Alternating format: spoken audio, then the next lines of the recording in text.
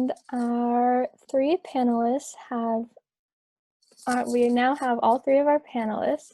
So if maybe Griselda wanted to start and share a little about herself and what she's doing, and then, yeah. All right. Hi, guys. Oh, sorry. My name is Griselda Chavez. I am a freshman here at Dartmouth College, and I'm from Los Angeles, California, as I mentioned. So some of my interests really lie in environmental justice and trying to help low-income communities really get that the resources needed to become more sustainable. But also, I really want to focus more on immigration reform. I do come up from a predominantly undocumented immigrant community back home, so those issues are really important to me. And here at Dartmouth, I am actually kind of undecided as to what I want to do. I'm thinking about government, sociology, environmental studies, but I definitely do want to minor in public policy. I think it's really important to get our voices heard in creating pieces that will really help us and also other communities.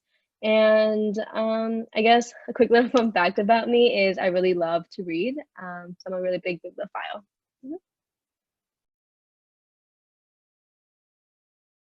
Great, thank you. And then maybe we will go to Serena.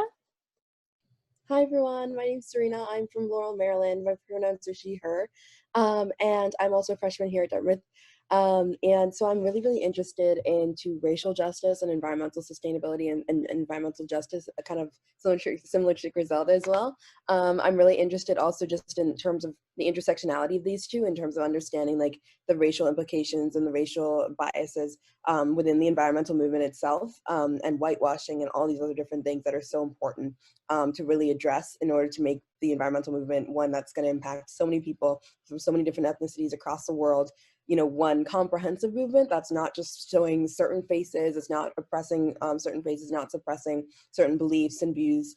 And so it's really important that I think that that's my work is really, I'm really interested in terms of making this movement kind of more broad, and also, you know, seeing the intersections between racial justice and environmental justice. So I'm hopefully going to do a double major in government and environmental studies with a possible minor in public policy, just to kind of, again, get a lot of different sides and all of this, understand the science and the environmental implications of so many government policies, but also learn how to, from the policy side, how to make things better. So, and I guess a fun fact about me would be, I had a guinea pig for 7 years. That's so cool. I have 2 guinea pigs right now. Samiha, do you want to go next?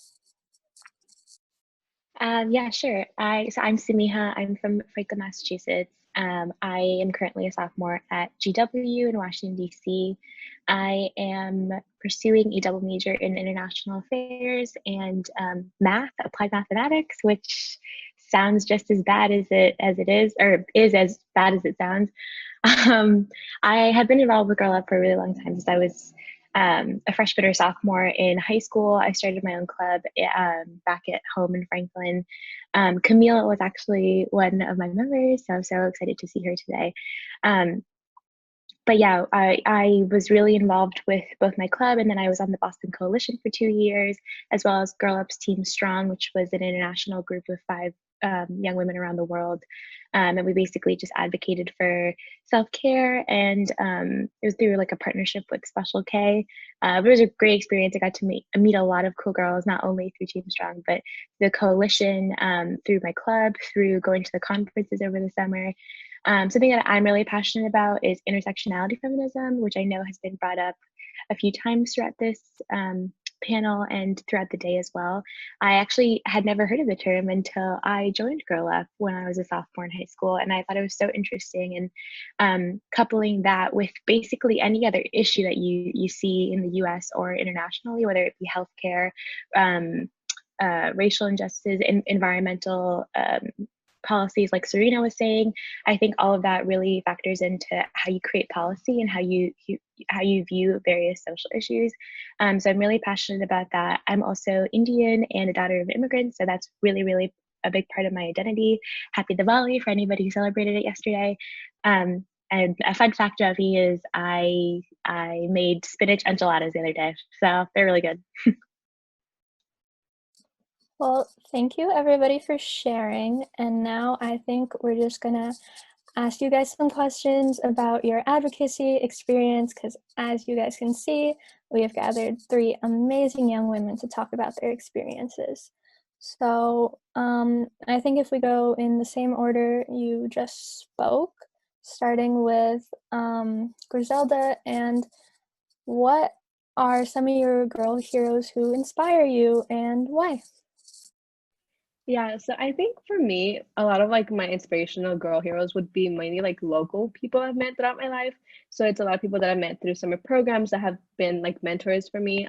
Like for example, I met this one mentor in a summer like college prep program, and her name, I'm not sure if I should give her name, but essentially she was a first gen low income student like me, and she had a really kind of like difficult childhood, or like a way of like going through like the college process. And I think just hearing about her experience and her like kind of like her empowerment and how she was able to push through like a predominantly like white community as a woman of color, and also in a community that was mainly dominated by white males.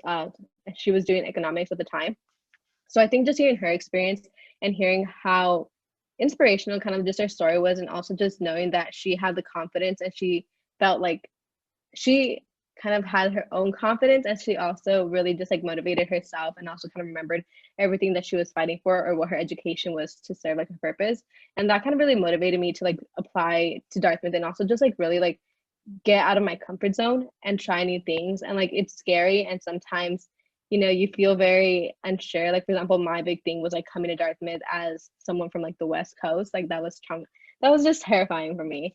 But just hearing her talk about her experience, and hearing her explain like how this was such an important, I guess, like resource and opportunity because it can help people back home, that really like struck with me. And besides her, I think one of my other like girl heroes would be Leah Thomas from Green Girl Leah.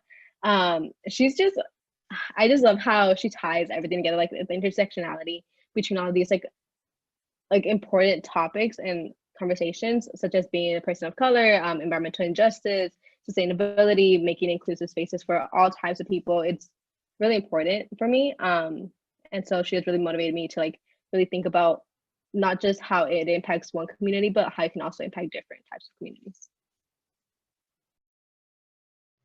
Yeah, kind of similar to Griselda. A lot of also like kind of local experience, kind of personal experiences, kind of with other like such influential and inspiring other young women and women, have really kind of pushed me and like gave me an understanding of like what feminism is and how broad it should be. I was fortunate to be able to go to an all girls high school, and so that really also shaped how I saw the world and the concepts of how the world interacts with women, and how the world sees women in so many different spaces, especially within the space of government. Like Shirley Chisholm was the first African American woman, to be able to be elected to Congress, and so that was kind of like understanding like the barriers still, that are so many barriers within society still, and ways that we're not at the place where we should be, but understanding how there's so many women of our generation as well who are really, I think, are going to push these barriers out, like out of the water. Like we're just going to change so much. And I'm already seeing it, like for example, like even people our age, like Greta Thunberg, like in like doing this whole worldwide movement against climate inaction. And it's so inspiring to see that just every day that there's people like us. And that's what I think is kind of a barrier sometimes, is that we are always taught to kind of look into history and look into the past and say, which isn't necessarily just like a bad thing, but like say, okay, that's what that woman did, and like that's where they are, but not understanding where we are as a generation and like how we are actively creating change. Like we are the last generation to be able to see the world what it was before the worst effects of climate change ensue, and the first one to see, to grow up really with the worst effects of it in the next 10 plus years. And so it really puts us in a unique situation, not just that, but also growing up with the Black Lives Matter movement, the environmental justice movement, all these other different really important, the guns down movement, so many other different movements that are just so influential and inspiring, and show us where we are, especially as women, basically, grounding these movements, that we put these movements on our backs. Like we are the ones who really move the change. And we're doing that as we are as teenagers, as young adults. It's not just that we have to wait until we're the narrative that once you get a career or something like that. Like, we're doing this actively as young adults. And I think that's so influential, just to recognize that our power just in who we are and where we are as a people today. Yeah, I loved both of your answers. I would have to agree with everything you guys just said. I know it always sounds cliche when people say it, but I have to tell you, my girl hero is always going to be my mother. I personally don't believe in, idolizing people.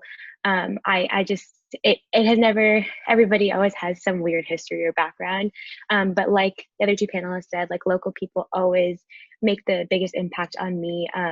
In my personal experience, especially my mom. I mean, she came to the US with my father. This was their honeymoon with $12 in their bank account. And, coming from anywhere in the East is very, very, very different. As a South Asian couple, like, you are going to be engrossed in a very different culture, and for them to have grown the way that they did, and my mom to have gotten herself a job, had two kids, raised them. I came in such a privileged perspective where both my parents always supported me. My mom always encouraged me to fight for what I believe in, and do what I want, and not care what people think about me. So I grew up in such a lucky position, and her nurturing character and very supportive personality just honestly helped me be able to join movements like Girl Up or be super active in BLM. And even in politics, like, my dad really influenced especially in 2016, we both would have like these crazy debates about Trump. Not that he's a Trump supporter, but he definitely brought me into the world of politics. So it was really interesting. And my mom, even in, as a real adult in a real job in an IT company, she involves herself in multiple organizations for Asian American women, or just women of color in general in her workplace, and is actively pursuing these activist roles. And it's so inspiring for me to see a woman of, she's this old and she can still learn as much as I'm learning now, and it's really impactful. So. Thank you so much for those answers. We have another question. How has advocacy changed / looked for you with the pandemic? Yeah. So I guess from my experience, I think I've never really realized how involved I have been in my community until kind of like the first week or like first 2 weeks of like the pandemic, because everything felt like very kind of like quiet. Like, I don't know, like for me, a lot of my events that I was supposed to be involved in, supposed to like help out with, everything was kind of just put on the low because of the pandemic and because of the uncertainty of like everything that was going on.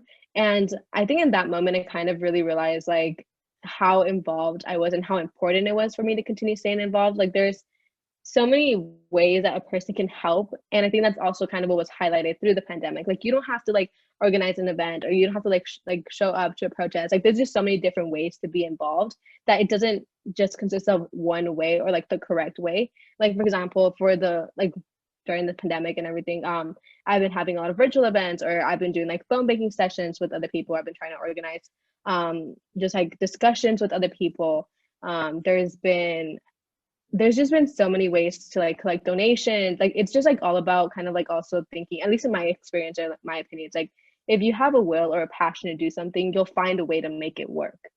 And it can be tiring, like, for sure. Like, you can sometimes feel really kind of exhausted thinking like, what I'm doing is like not enough, or what if it's not really helping anyone, or it's just like a lot of different questions of doubt. But at the same time, you have to realize and kind of remember what your purpose and what your passion is, and like why it is that you're doing it. So if anything, the pandemic has really showed me that like you can be creative with how you go about things. Like, sometimes I feel like I place rules on myself on what I should be expecting or what I should be like creating as a way to help out. But there really are no rules, as long as you really are passionate about it and you care about the issue and you're doing it for the right reasons. Like, I'm sure that people can find a way, and it's always okay to ask for help. I've met so many amazing people, and the pandemic has really taught me the importance of like connecting with them again, making sure that everyone's caught up, making sure that everyone's doing okay in regards to just like mental health, and making sure that they don't feel burnt out as well. So yeah. Yeah, kind of similar to Griselda. I really have found that in the pandemic, I've really come to appreciate the vastness of how many ways there are to become and to be involved in activism. Like in this pandemic, not everyone has the ability to go to like a Black Lives Matter protest. I was only able to go to one, and it was a smaller one because my family's immunocompromised, so I just didn't want to expose them to that.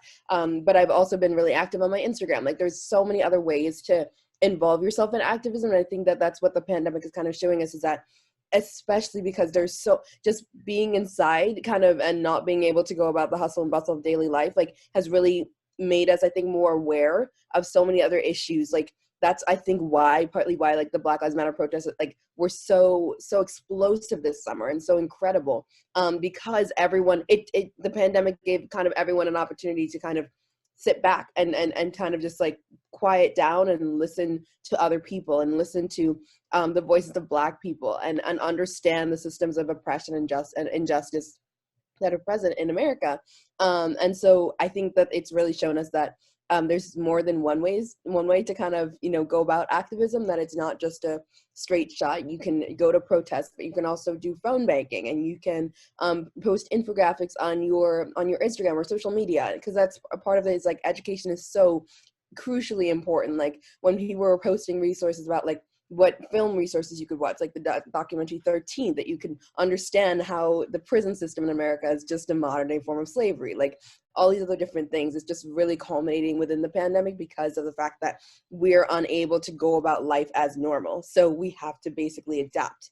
And that's, I think, what's been kind of really impactful in terms of understanding, there's more than one way to go about activism now, especially now.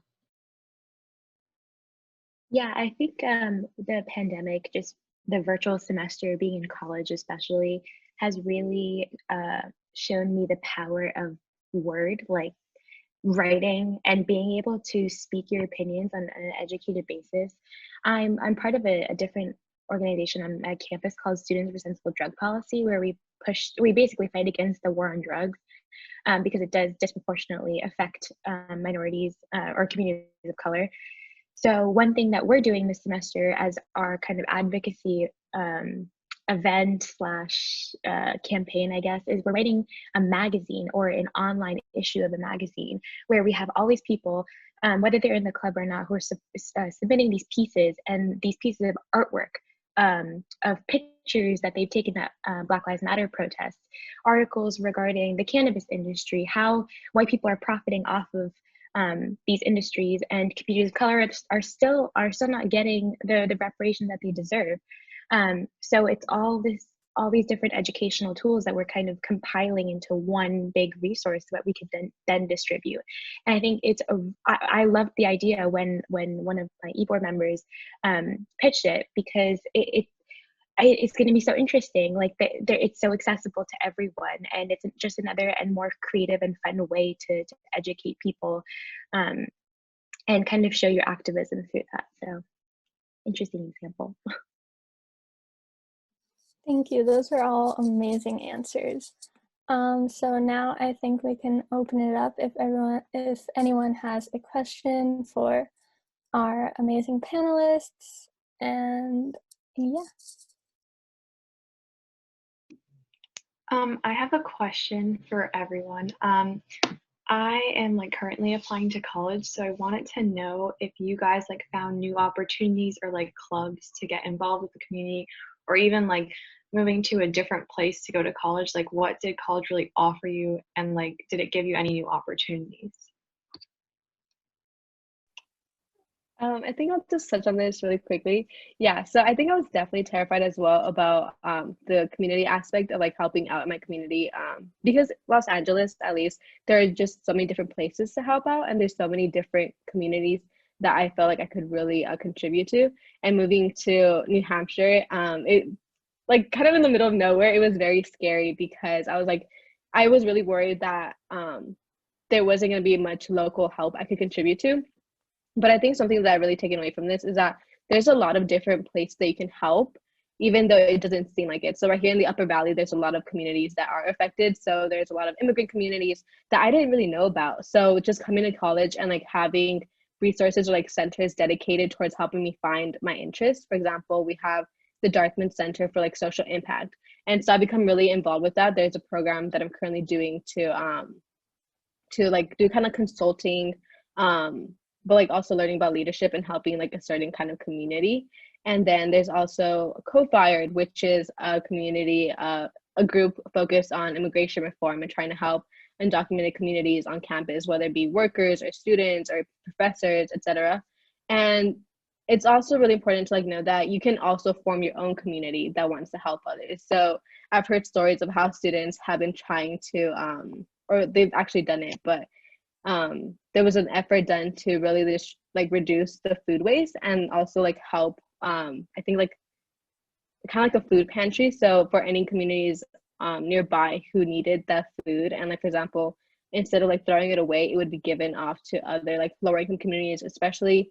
I think it's kind of, at least for the Upper Valley area here, a lot of assumptions I had made beforehand were actually not true. Like I imagined it to be very a predominantly white, wealthy community. And although that is true, there's also like by making that assumption, I completely disregarded that there are communities of color and that there are communities who are more disproportionately affected.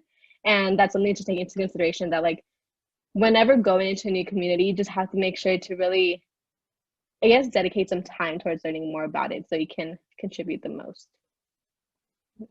Yeah, if I could add on to that, I think also just like in terms of also understanding like college and there's so many more opportunities also within classes. Like I found even in the classes that I'm taking, like I'm taking a writing class that's about inclusion and diversity in higher education, and we've just gone through so many, like for example the diversity statements of the Ivies, and Dartmouth in particular being an institution that was founded upon systemic oppression and trying to Christianize Native Americans and slavery and so many other different things involved in the slave trade. And it's just really, really interesting to understand that there's a community in college where you can find people of similar interests and people who are just like looking to find new things and to get educated about new things. And that's something that I think classes offer, but also clubs. Like even for example, I'm involved in like a sustainability action program on campus. And so that's basically teaching us how, you have this idea of what you want to implement in terms of sustainability, whether it's with food waste or energy, or water consumption, anything with that, and how to actually make that into an actual, an action, how to make change with that. What do you want to change about the system? How do you make that, make people understand what you're trying to change? How do you get people involved? It's all these different things that I think college just really offers you so many other different opportunities to find people of your similar interests, but also people just like learning new things with you in the classes that you're taking. If you take a class that you never thought that, just like trying engineering, whatever, let's say just like take one engineering class and you find out there's so many other people who you can have discussions with, and just like those types of interactions in college are really impactful. Yeah, I completely agree. I go to school in the city. I go to school in Washington, D.C. So my dorm last year, I lived 5 minutes away from the White House, which can be a good and bad thing. But I was really lucky in that I was always surrounded by events happening around me, especially political events and regarding activism. There's always a protest going on. I woke up on almost every other Sunday to some protest outside my window. Is crazy.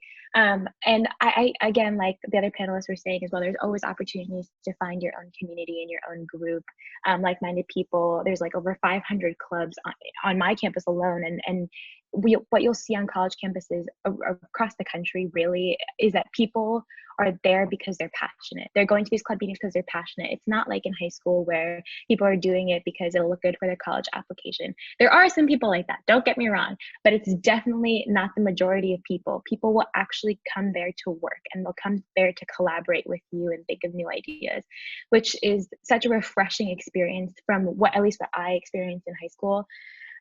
Also, again, what Serena was saying about specific classes that you're taking, I think she brought up a really good point. I'm taking a women in terrorism class. It's like 19 people, a very, very niche class. But my professor was the first Muslim woman to join the counterterrorism group in the CIA.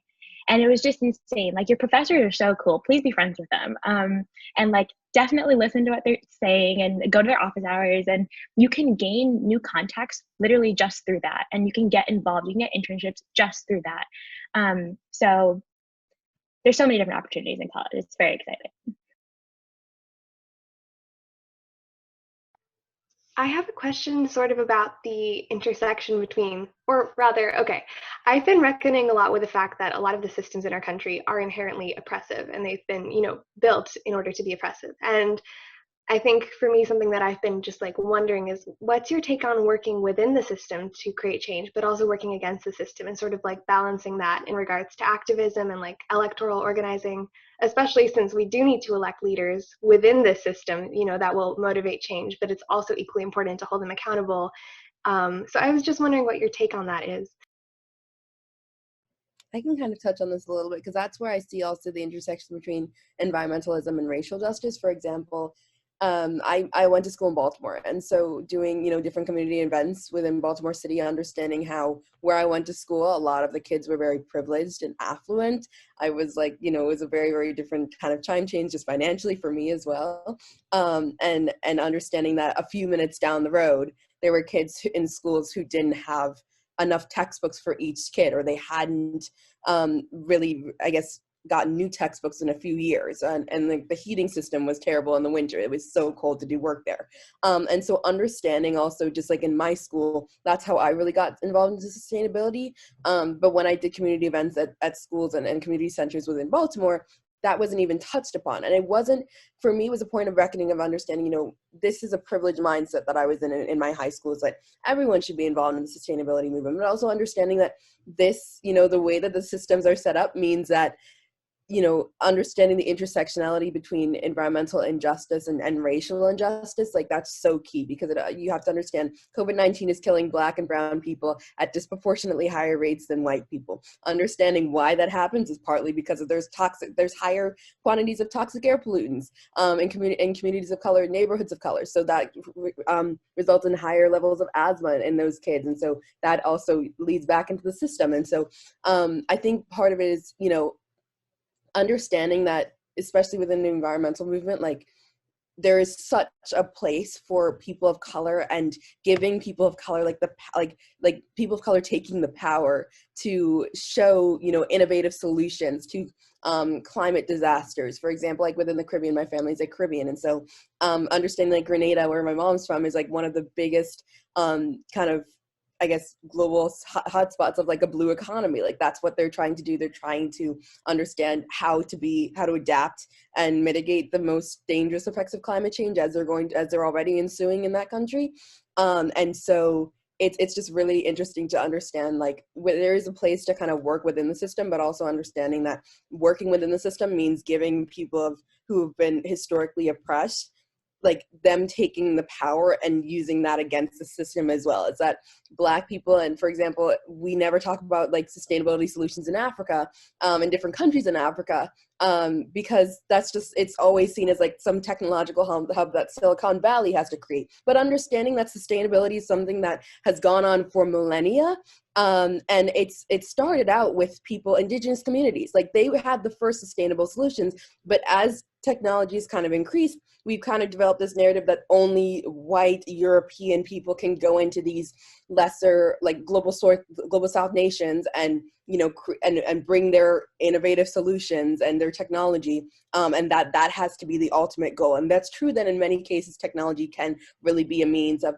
developing sustainability and developing in different sustainable ways, but also understanding that there's so many other solutions that people of color can bring, and that they have been bringing, but they're just suppressed under this kind of, again, that's contributes to like the systems of white supremacy, is like disvaluing the contributions of people of color. And so that's where I think that, in order, like, to your question, Alinka, sorry, is to really understand that people of color, like, taking that power and showing how they've had these solutions all along, and really giving and taking that voice and really using the megaphone to amplify their voices, is a way to work against the system as well. And because the system is designed for them not to have a voice, not to share anything, and to just center around whiteness. So. Rita just like killed it. Like that was amazing. I wanted to add one point onto what she said, because I 100% agree with everything she said. Just an example, I went to a PWI, predominantly white institution, GW. I'm also in the honors program, which is also predominantly white. And one of the big classes that we had to take is an origins to modern evolutionary thought, basically philosophy course. It's not that exciting. But one thing, I was one of two out of 20 people. I was one of two people of color in my class. And whenever we talked about race, it was interesting because I would talk about my experiences as a woman of color in America. Again, with all the privilege that I have, making sure that that is all out on the table. And I felt like it was a safe space for me to talk about my experiences and, cultural racism that I face. And, there are going to be white people who take advantage of that and feel like, oh, it's okay to speak over you because I'm agreeing with you. But no, I think something that's really important is, like Serena said, allowing people of color or people who are oppressed by all these institutions to have a voice, like elect them into office, put them in positions of power, because that's how you create change. If you're gonna be working within the system against oppressive systems, put the oppressed into the system so that they can, work within it to change it. That's a great point. Yeah. Sorry, something to add real quick. Definitely agree with what both you guys said, and also I think that's like, at least for me, I think there's definitely like certain organizations and certain systems that shouldn't even really, that just should be abolished and complete. Like, for example, ICE. I am a really big abolish ICE like supporter and advocate, just because it was created in such a way that the people who are already, like, I guess, like border patrol agents, who just have power within ICE, it's the culture there. There's been so many readings that I've done in my own immigration class. So just adding on to the idea before as well, that to take classes that you're really passionate about and to also take classes that can help different kind of communities. So I just learned a lot about ICE and kind of like the culture and kind of how, how they have sorry, I lost my train of thought.